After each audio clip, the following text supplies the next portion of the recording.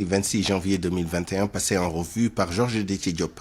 Le remède du Bureau de prospective économique pour gagner le combat contre le Covid-19. Le BPE préconise 8 mesures. Selon Vox Populi, il s'agit entre autres de remobiliser les communautés, promouvoir activement le port du masque en ramenant le prix des masques jetables à 50 francs CFA en pharmacie et des masques lavables à 300 francs CFA l'unité, faire bon usage du couvre-feu, multiplier les tests rapides et décentralisés à coût très réduit ainsi que les tests sérologiques, mettre à niveau les CTE et les démultiplier, améliorer la prise en charge à domicile, mettre en place une stratégie prudente et progressive de vaccination pour mieux apprendre de l'expérience internationale. La vaccination contre le Covid-19, justement, enquête souligne que l'heure est aux manœuvres. Alors que le flou s'installe sur l'efficacité des candidats vaccins, les États peaufinent leur stratégie de vaccination. La conférence des chefs d'État de la CEDEAO veut commander 240 millions de doses. L'anglo-suédois AstraZeneca, les Américains Moderna et Pfizer-BioNTech, les vaccins qui ont la cote selon enquête qui rapporte les propos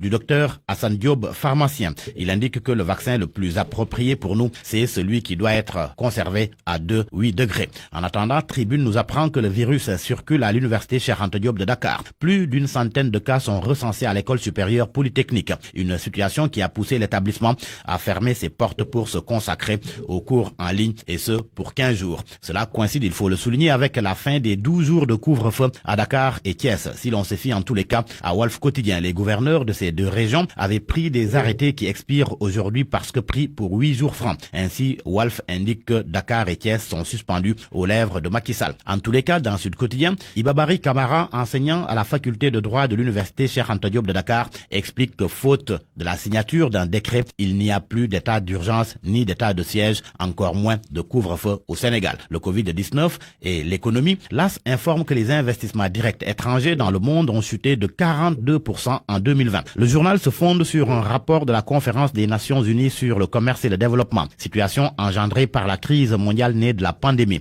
Pour ce qui est de notre pays, l'AS fait savoir que malgré cette tendance baissière, le Sénégal a pris de l'embonpoint avec des flux d'entrée estimés à 750 milliards de francs CFA. La monnaie éco et la problématique de sa mise en œuvre, le journal Le Quotidien rapporte que le dernier sommet des dirigeants de la CEDEAO a décidé de dispenser les États du respect des critères de convergence pour la mise en place de la monnaie unique. Une décision qui entérine un blocage de fait, mais risque aussi de mener à la mise en place d'une monnaie de singe ou de la repousser au calende grec. Le groupe La Poste dans une mauvaise passe. Selon Source A, La Poste traîne un déficit de 42 milliards de francs CFA. La raison, si l'on se fie aux confrères, les bourses de sécurité familiale. D'ailleurs, les travailleurs vont rencontrer ce matin les journalistes pour évoquer cette dette que l'État doit à la Poste. À la une de l'Observateur, l'affaire Diarisso, disparition, réapparition de la meilleure élève du Sénégal, la vérité cachée. Le journal revient sur cette affaire qui a tenu en haleine le pays, du début à la fin. Son hôtel à plus de 100 € près de la gare du Midi, les résidences de jeunesse à Bruxelles, la lettre adressée à son parrain et la famille de poètes qui l'a hébergé. Son possible retour au Sénégal. Article à lire à la page 3 de l'Observateur. Pendant ce temps, Source A donne la parole aux étudiantes de l'université Cheikh Anta Diop de Dakar sur cette affaire Diarisso, bien sûr.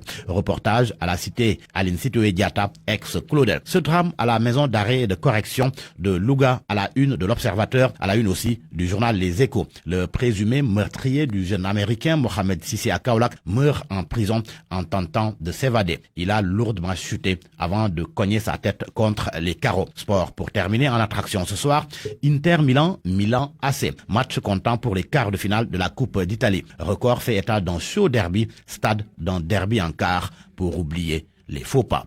À vos kiosques et bon